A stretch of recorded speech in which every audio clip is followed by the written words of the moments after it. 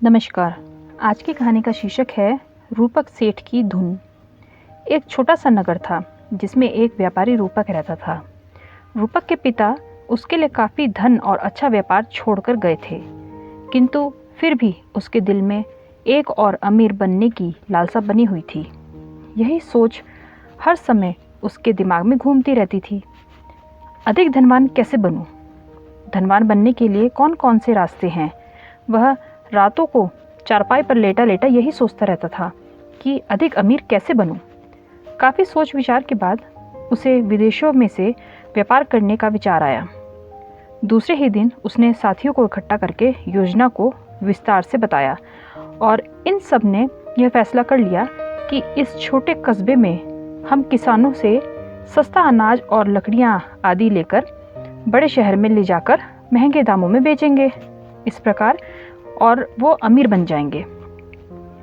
क्योंकि रूपा पहले से ही गांव में धनी माना जाता था, उसकी बातें सुनते ही सभी साथी खुश हो गए और रूपक के साथ जाने के लिए तैयार हो गए। बस फिर क्या था, देखते ही देखते सारी तैयारियां पूरी हो गई। एक मजबूत सी बैलगाड़ी खरीदी गई जिसमें गांव वालों से सस्ते दामों पर माल खरीदकर भर लिया गया। उस गाड़ी को खींचने के लिए एक बढ़िया बैल खरीदा। इस प्रकार से रूपक सेठ अपने साथियों के साथ उस माल से भरी बैलगाड़ी को लेकर शहर की ओर चल पड़ा। बैलगाड़ी पर बोझा कुछ अधिक लद गया था, जिसके फलस्वरूप ये जंगल में जाकर बैल मूर्छित हो गए। उसकी एक टांग भी टूट गई। इस प्रकार रूपक और उसके साथियों को काफ़ी चिंता हो गई। वे करते भी क्या, चिंता के मारे उनका बुरा हाल हो रहा था। एक ओर तो घने जंगल में जंगली जानवरों का डर और दूसरी ओर चोरों का। अतः रूपक ने बैलों को उसके हाल पर वहीं छोड़ दिया और किसी प्रकार अपने साथियों की मदद से आगे बढ़ा। दूसरी ओर जख्मी बैल जंगल की हरी भरी घास और ताज़ी हवा खाकर दिन प्रतिदिन ठीक होता गया। उसकी टांग भी धीरे धीरे ठीक हो गई। अब वह जंगल में खाता पीता मौज करता, रात को किसी वृक्ष के नीचे जाकर सो जाता। इस प्रकार वह कुछ ही दिनों में मोटा ताजा हो गया। उसे देखकर ऐसा लगता था कि वह बैल ही वास्तव में इस जंगल का राजा हो। कुछ ही दिनों में पिगलक नामक सिंह पानी पीने नदी के पास आया। तभी बैल ने जोर से हुंकार भरी, जिससे सारा जंगल गूंज उठा। पिगलक सिंह ने इससे भयंकर आवाज़ पहले कभी नहीं सुनी थी। वह घबरा गया और बिना पानी पिए ही वहां से भाग खड़ा हुआ। उसे देख दूसरे जंगली जानवर भी भाग खड़े हुए। उसी जंगल में उस सिंह के मंत्री के दो पुत्र करटक और दमनक रहते थे। वे अपने राजा का पूरा आदर करते थे।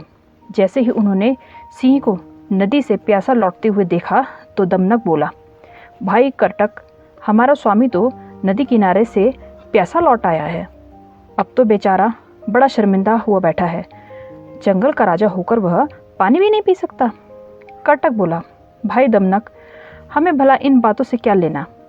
वे बड़े लोग कह गए हैं, जो भी दूसरों के काम में बिना मतलब टांग अड़ाता है वह बेमौत मरता है। जैसे एक कील उखाड़ने वाले बंदर की कहानी तुमने सुन रखी होगी। नहीं भैया, मैंने तो उसकी कहानी नहीं सुनी। तो पहले यह कहानी सुन लो।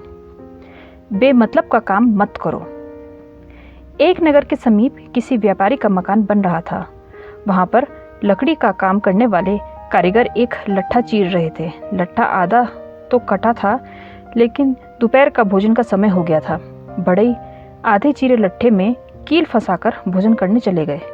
तभी वहां से बंदरों का एक झुंड गुजर रहा था। उनमें से एक बंदर, जो बहुत शरारती था, वह लट्ठे के बीच फंसे कील को पकड़कर जोर जोर से हिलाने लगा।